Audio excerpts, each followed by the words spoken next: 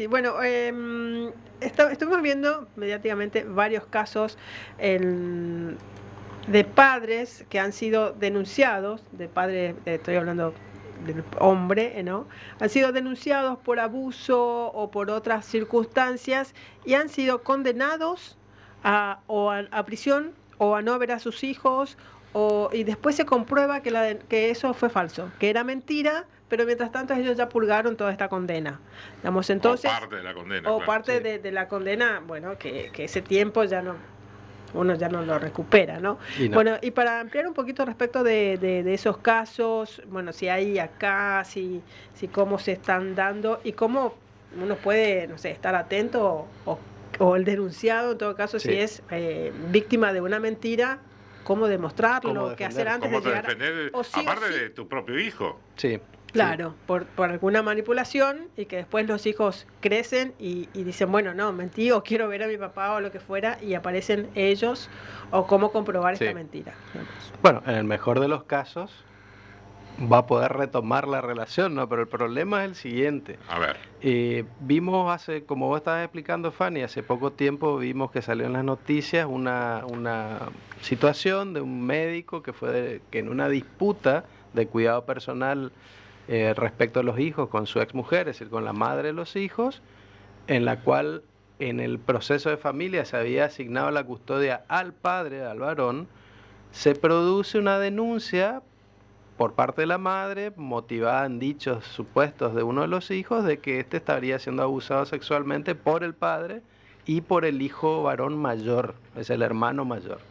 Entonces se los denuncia a los dos en la justicia penal y automáticamente la justicia civil, la justicia de familia, separa a este progenitor de sus hijos, separa a este chico supuestamente abusado, se lo pone en custodia de la madre y se le inicia un proceso penal por abuso, obviamente calificado por el vínculo contra el progenitor. Y va preso.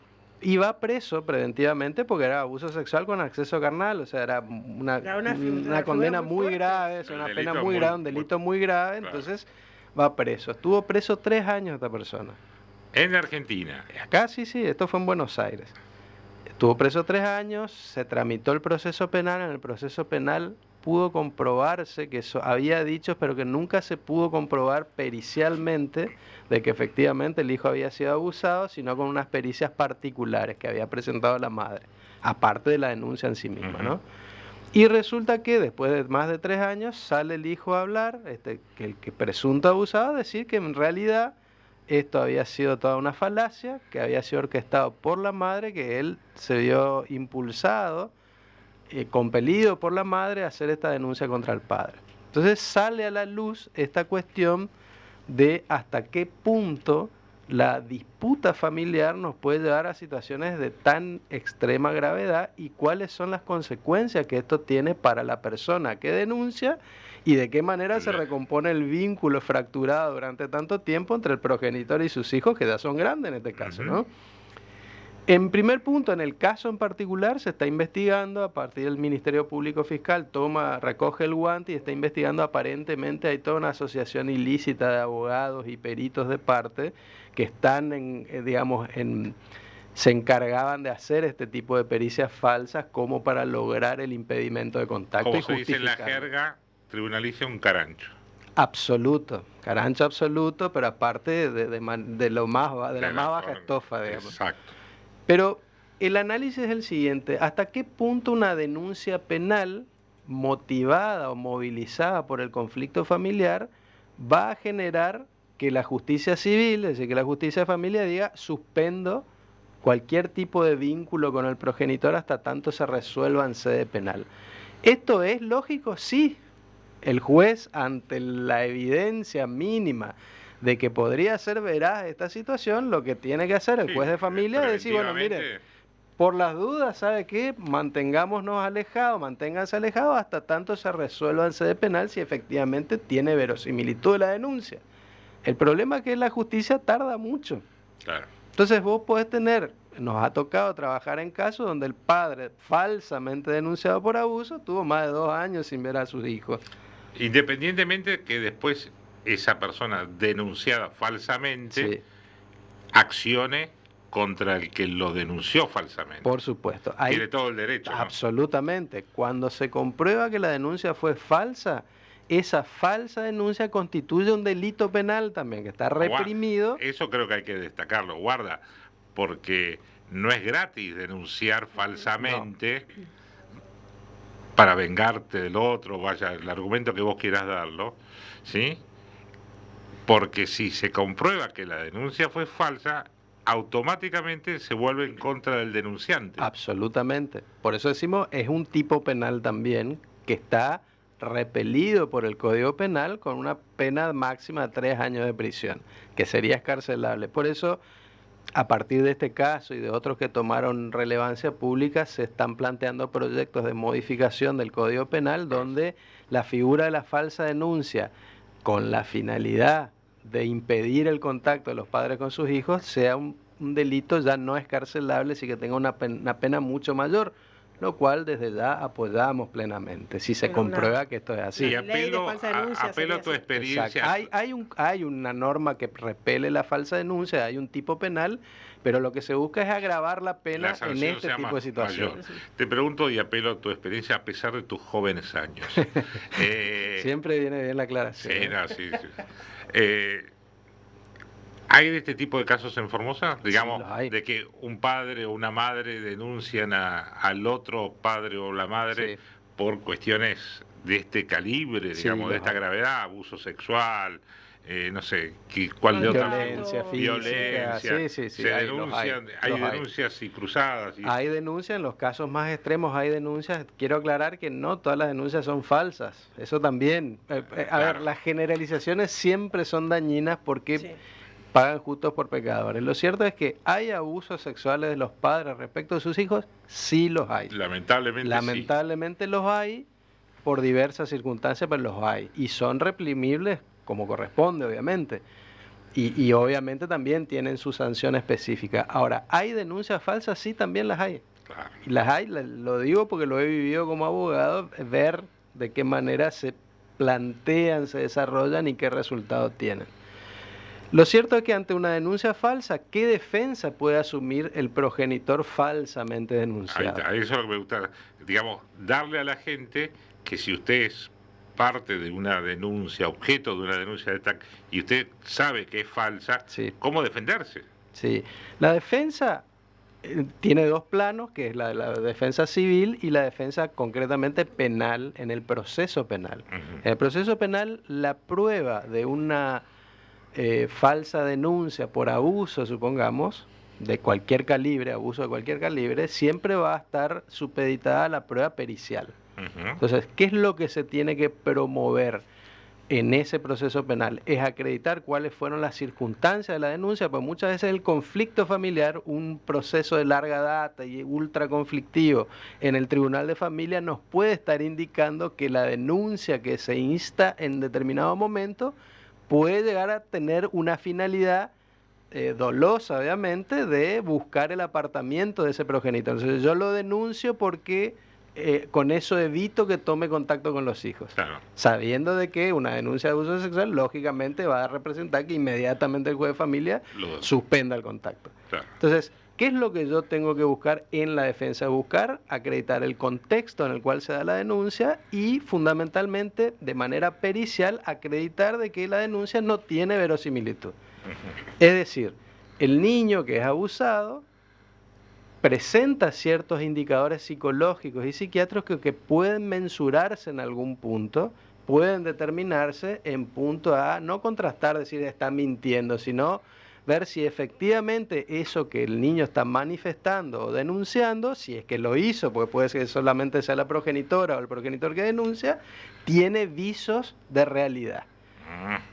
Y de ser el caso, por ejemplo, si el niño hace la denuncia o dice, bueno, sí, bueno, se comprueba físicamente, el chico tiene que pasar por todo este peritaje para corroborar el abuso. Tiene que pasar. Y si pasa por si de ser mentira, este niño al ser mayor de edad o en algún momento también puede actuar contra la denunciante, contra la que hizo, contra quien lo manipuló. Qué muy buena pregunta, porque siempre hablamos de si el progenitor denunciado puede actuar, ninguna duda. Ahora, quien fue Manipulado. niño en esa época y fue manipulado e instaba a hacer una denuncia falsa, ¿podría ir contra el que lo manipuló? Yo creo que sí, porque en definitiva, a partir de esa denuncia lo que se buscó es cercenarle un derecho humano básico, que es el de mantener Claro, porque él contacto también, adecuado con ambos progenitores. Entonces, ¿quién es el principal perjudicado? El hijo, el niño, claro. sin ninguna duda, más allá de todas las consecuencias que trae para los padres esto, ¿no? Pero Ujú. el hijo, sin lugar a dudas, es el principal perjudicado, y siendo mayor podría iniciar acciones de resarcimiento en sede civil. También creo yo penales, ¿no? Y el hecho de que un progenitor agarre, se lleve los hijos o al interior Sí. de la provincia o quizás a otra provincia, se lo toma como violencia, porque no quiere que lo vea más a la madre o no quiere que lo vea más al padre, Sí. se lo toma como un hecho de violencia.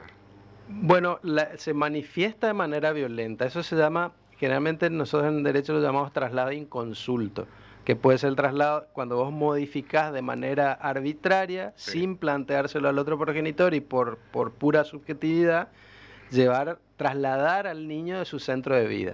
Es decir, supongamos, los chicos se criaron siempre en Formosa y yo de buenas a primeras me los llevo a vivir a Santa Cruz, con la lógica interferencia que eso representa para el contacto adecuado con el progenitor que vive en Formosa. Claro. Entonces, yo me los llevo sin preguntar, sin pedir autorización. ¿Es penado penalmente? Eso no, salvo que vos acredites alguna cuestión penal concretamente, pero desde el punto de vista civil implica un incumplimiento grave de los deberes que te impone la responsabilidad parental, entre los cuales está propender o promover el adecuado contacto de ese chico con el progenitor Ahora, no conviviente. Un viaje así tendría que estar consensuado con el otro padre. Digamos de primera. Consensuado, digo, Puede autorizado. ser que no esté consensuado porque el otro se niega. Yo le digo, mira, fulana, yo tengo los hijos, ¿no? Me voy a ir a vivir a Santa Cruz, quiero que no opongas resistencia, que me des la autorización. No, no quiero porque no los voy a poder ver todos los fines de semana. Es una razón suficiente y depende para qué te vas. Claro, Porque puede ser que yo acá no tenga trabajo. claro. Y yo lo que hago es irme a buscar un horizonte distinto, o mis hijos no tienen arraigo acá porque en realidad se criaron siempre allá, tienen toda su familia materna o paterna allá. Entonces hay distintas razones por las cuales uno podría presentarse ante el juez y decirle, mire, voy a modificar el centro de vida de mis hijos, y el padre se niega o la madre se niega. Pero las razones por las cuales lo voy a hacer son estas. Si esas razones por las cuales voy a modificar el centro de vida son atendibles, probablemente el juez me autorice a mí, aunque se niegue el otro progenitor, a hacerlo.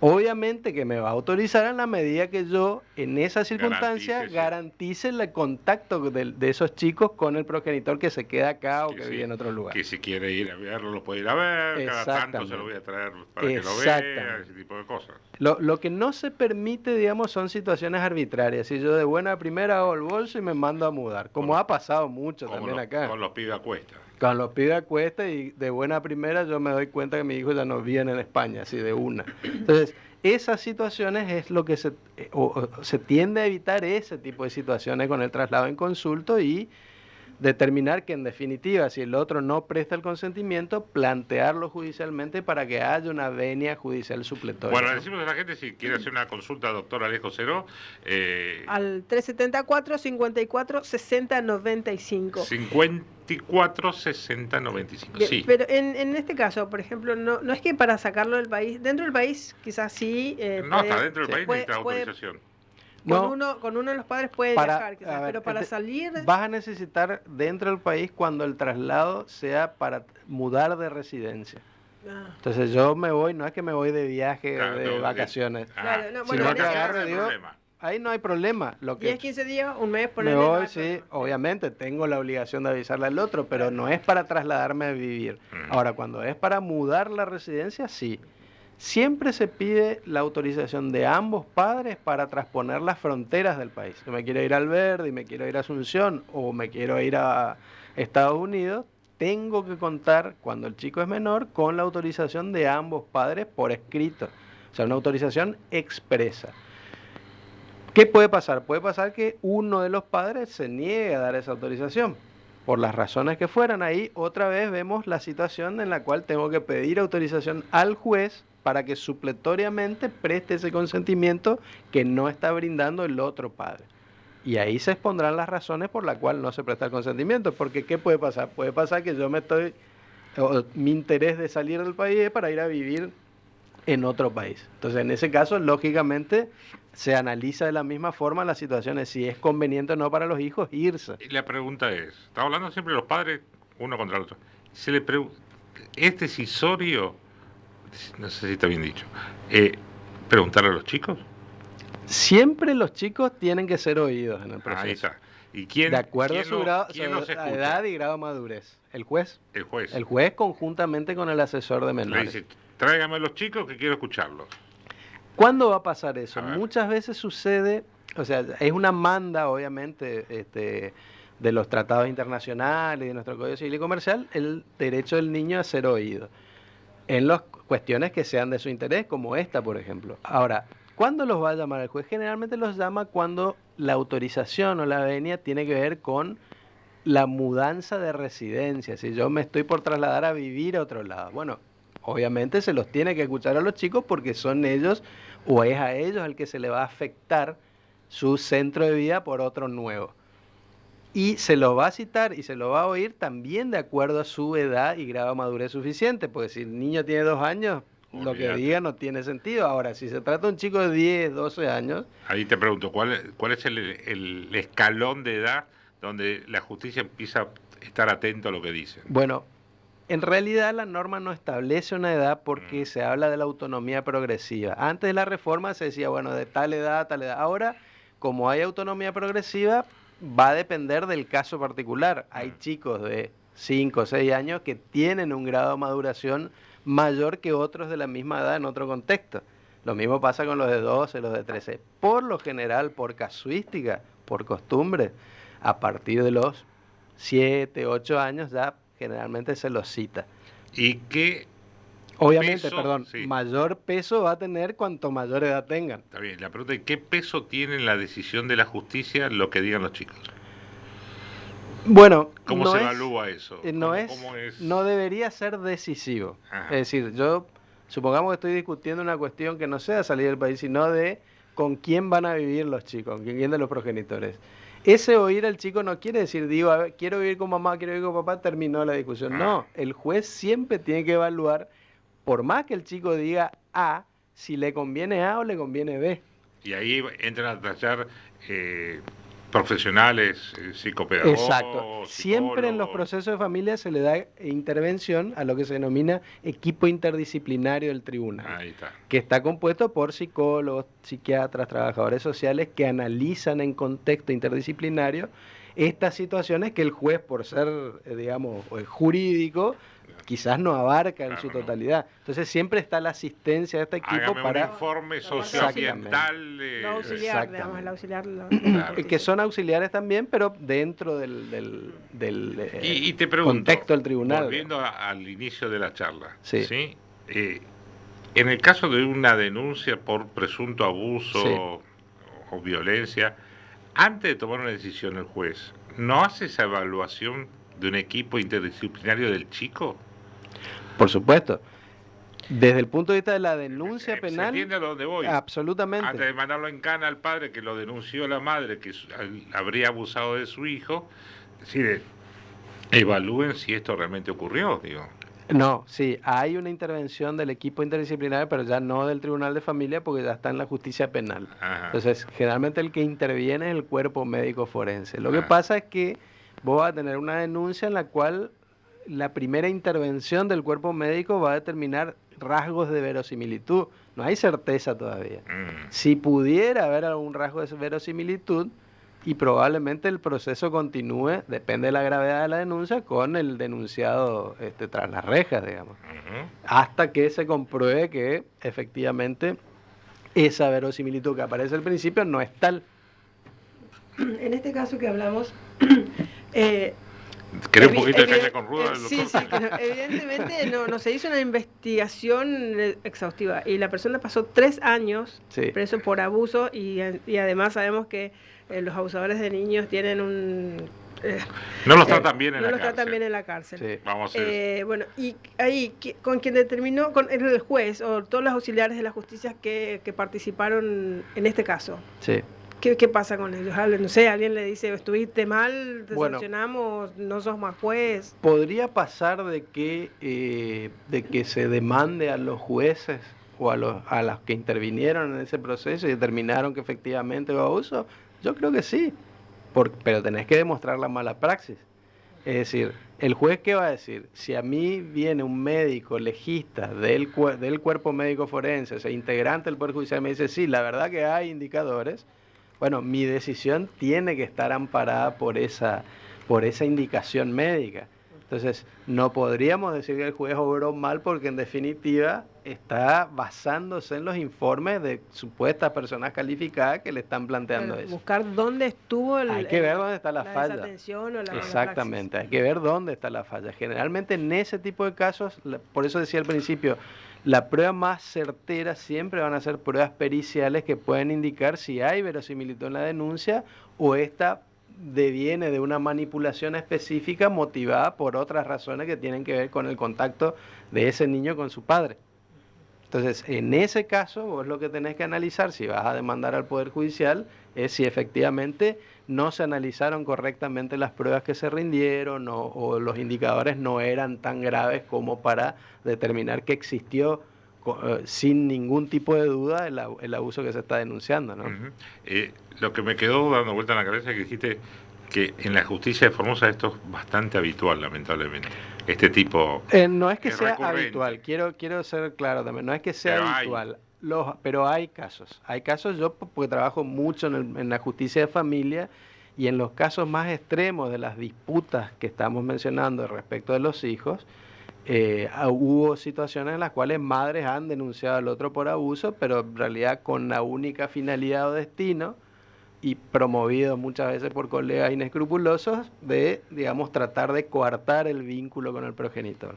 Entonces, ¿se logra eso? Sí, se logra por un periodo de tiempo más o menos largo, que obviamente para el denunciado es una eternidad, a partir de la cual después vos tenés, cuando se demuestra la falacia de la denuncia, la inverosimilitud de la denuncia, tenés que ver de qué manera readaptás el vínculo de ese progenitor impedido con el hijo, porque no es que cae la denuncia y el hijo viene corriendo a los brazos del padre, está totalmente contaminado por la situación y remarla de vuelta. Remarla con mucho trabajo y mucha asistencia Claro, psicológica la para, culpa del chico, todo para así. revincularse, claro, sí, sí.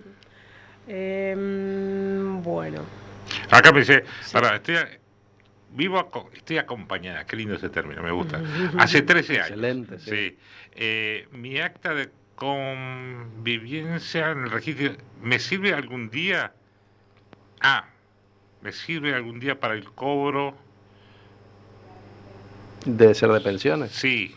Él es jubilado de provincia de la qué complicado leerlo. Sí. Se ve que es jubilada de la policía. Sí. Si le sirve el acta de convivencia. Para cobrar la pensión, sí. Sí, le va a servir. Es más, le recomendaría que la haga porque es una prueba fehaciente de que existió la convivencia para poder acceder a los beneficios previsionales, ¿no? Me dice, conozco casos de denuncias de violencia ya intrafamiliar entre la pareja, al solo efecto de quedarse en la casa y echarlo al hombre, pedir la exclusión de la casa.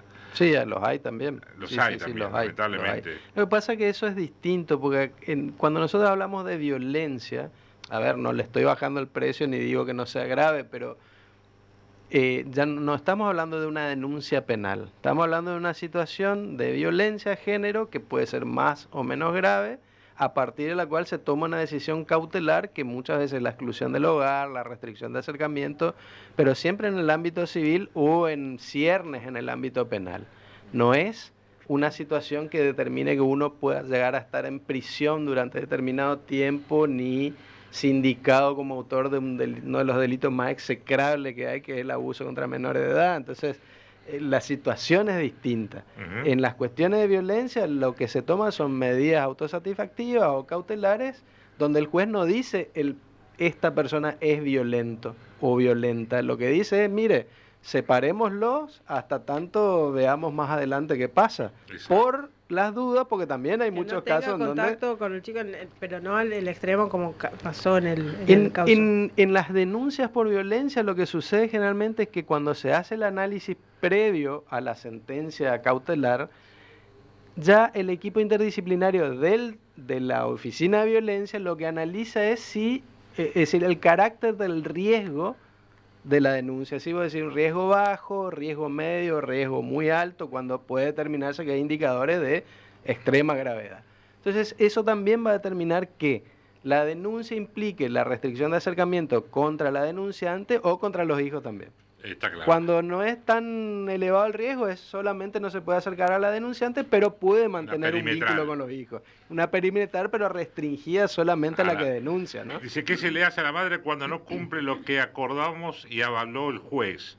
Es un convenio firmado por la justicia, por las dos partes, y hay una que no cumple. Bueno, cuando no cumple, lo que se pueden pedir es medidas de conminación o de coerción para lograr el cumplimiento. ¿A quién se le pide? Al juez. Al juez. Porque lo que se está haciendo es... fulana o fulano no está cumpliendo lo que firmamos acá. No está cumpliendo una orden judicial, porque cuando vos firmás, acordás un régimen de contacto, ponele, y el juez dicta una sentencia homologando eso tiene fuerza de sentencia. Entonces, el incumplimiento de una orden judicial que también puede ser delito, pero hay medidas intermedias, por ejemplo, sanciones pecuniarias ante el incumplimiento, o sea, te pone una multa. Doctor, me dice, quiero ir a trabajar a otra provincia porque no consigo trabajo, y el padre de mi hijo no quiere firmar la autorización. ¿Qué puedo hacer? Tiene que presentarse con una demanda en el Tribunal de Familia para demostrando que la situación, digamos, de traslado hacia otra provincia tiene que ver con una cuestión económica y de progreso que en definitiva termina beneficiando al chico. Entonces tiene que plantearlo para que el juez decida si efectivamente es válido que se vaya. El juez lo va a citar, porque una demanda por la cual se lo cita. Explíqueme por qué no quiere que se vaya. Exactamente. Si las razones son porque me va a quedar más lejos, probablemente no va a prosperar la acción. Una presentación de esas. Sí. ¿Qué tarda? Bueno, nuevamente, nunca podemos determinar. Digo, porque por ahí... Pero tarda mucho, puede estar un año. Tranquilo. Sí, puede estar. Salvo que se resuelva... digamos, en el transcurso se resuelva. Lo más rápido sería sentarse y hablar entre las partes, decir, mira, me voy por esto, tratar de hacerlo entrar en razón a la otra parte. Exactamente, y de hecho si se puede... en los laberintos de y los tiempos de la justicia... Pero inclusive así se puede presentar un convenio judicial ya firmado por ambos diciendo, bueno, mire, pero... acordamos que la comunicación va a ser de tal o tal forma, va a venir, va a haber videollamadas, cada tantas semanas va a venir, quién va a pagar el pasaje, el otro va a ir, se hace un convenio privado entre las dos y se lo pide el juez que lo homologue. Que lo homologue para que las dos partes estén, digamos, seguras de que el incumplimiento no es posible gratis, por lo menos, ¿no? Exacto. Alejo, la última, dale. Una consulta más. Tengo una denuncia de maltrato y no es verdad y eso me impide conseguir trabajo. ¿Puedo reclamar lucro cesante? ¿Por qué le pide el trabajo?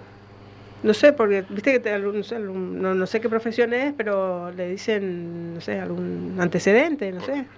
Mire, si es una denuncia de maltrato, una denuncia de violencia, debe ser, lo que tiene que hacer esta persona es presentarse ante el juez, pedir el levantamiento de esa medida de restricción para que eventualmente no mancille su buen nombre y honor. De todos modos, este tipo de sentencias no se inscriben en ningún registro. Claro, es decir, no son antecedentes penales. Entonces, digamos, salvo que sea una cuestión específica el trabajo que realiza esta persona, no debería ser un impedimento para conseguir trabajo. Por ahí, no sé, está denunciado por golpear y es docente.